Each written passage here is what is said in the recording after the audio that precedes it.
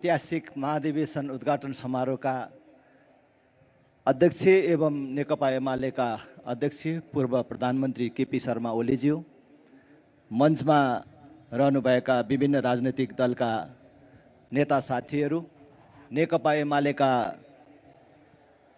पदाधिकारी सदस्यहरू, महाधिवेशनका सहभागी दिदीबहिनी तथा दाजुभाइहरू, उपस्थित अन्य महानुभावहरू, पत्रकार साथीहरू,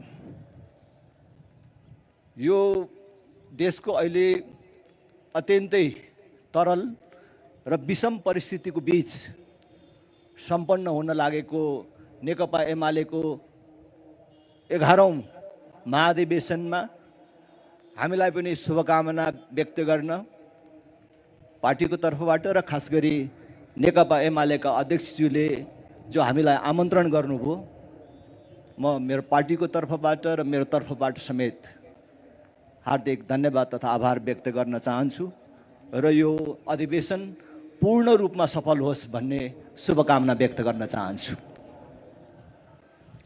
म धेरै लामो कुरा राख्दिनँ। अहिले मुलुक अत्यन्तै विषम परिस्थितिमा छ भन्ने कुरा हामी कसैले नकार्न सक्दैनौँ। अहिले नेपालको निर्णायकत्व सङ्कटमा परेको, नेपाल गम्भीर रूपमा भूराजनीतिक चक्रव्यूहमा फँसेको यस्तो बेला जुन नेकपा एमालेको महाधिवेशन भइराखेको छ, यसले नेतृत्व चयनको कुरामा मात्र होइन, यो महाधिवेशनले देशलाई केन्द्रमा राखेर सबै राजनीतिक दल र शक्तिहरू अटाउने, कसैले नहार्ने देशले जित्ने एउटा दिशा निर्धारण गर्न सफल हुनेछ भन्ने म शुभकामना व्यक्त गर्छु र म त्यो अपेक्षा पनि गर्दछु। हामीले अहिले संविधान भनिराखेका छौँ। हाम्रा आफ्ना राजनीतिक मान्यता र दर्शनहरू छन्।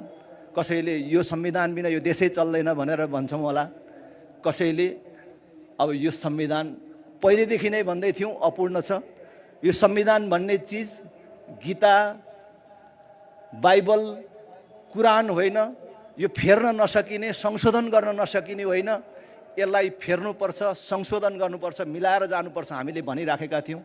वास्तवमा अहिले संविधान कहाँ छ र संविधान त मरिसकेको छ।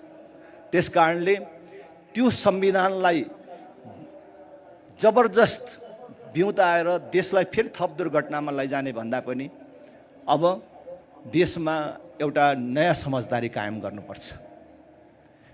यो 23-24 गतेको त्यसलाई विद्रोह भन्नुहोस्, विध्वंस भन्नुहोस्, देशले जुन अकल्पनीय र अपूर्णीय क्षति बिहोर्नु पर्यो, त्यसमा कसैको उक्साहट र योजनाले पनि काम गरेको थियो होला, तर कसैको उक्साहट र योजना मात्रै होइन, हामीले 25-30 वर्षदेखि अंगीकार गरेको निषेधको राजनीति, चरम भ्रष्टाचार, बेरोजगारी, संवैधानिक अङ्गहरूमा अख्तियार अदालतदेखि लिएर सर्वत्र गरिएको दलीयकरण, त्यो पनि कारण थियो र त्यसको पृष्ठभूमिमा यस्ता कामहरू भएका छन्, यस्ता आक्रोश विद्रोहमा परिणत भएका छन्। त्यसकारण हामीले फेरि पनि भन्छु, देशलाई केन्द्रमा राखेर अब कसैले हार्ने, कसैले जित्ने होइन, देशले जित्ने एउटा निर्णय गर्नुपर्छ। त्यस्तो निर्णय गर्दाखेरि, अब परिवर्तन गर्दाखेरि 3टा कुरालाई आधार मान्नुपर्छ।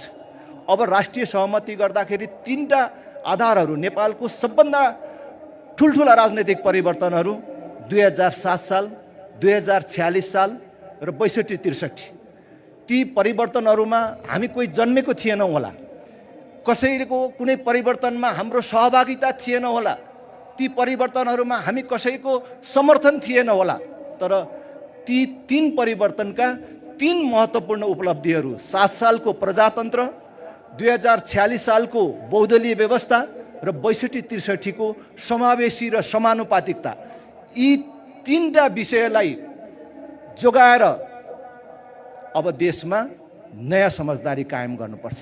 त्यसलाई आधार मानेर नयाँ समझदारी गरेर जानुपर्छ। देशको परम्परागत शक्तिको प्रतिनिधि, राजनैतिक दलहरू र नवयुवा पुस्तालाई सम्बोधन गरेर तिनीहरूको बिचमा नयाँ समझदारी गरेर देश बचाउने अनि देश बनाउने योजनातर्फ हामी सबै राजनैतिक दलहरू एक ठाउँ उभिनु पर्दछ भन्ने आग्रह गर्दै फेरि पनि नेकपा एमालेको 11औं यो महाधिवेशन उद्घाटन समारोह भव्य भएको छ। सम्पूर्ण रूपमा यो कार्यक्रम, यो महाधिवेशन भव्य र सफल बनोस्। धेरै धेरै धन्यवाद। धन्यवाद अध्यक्ष राजेन्द्र लिङ्गदेनज्यू। अब मैले कलाकारलाई निम्त्याउँछु।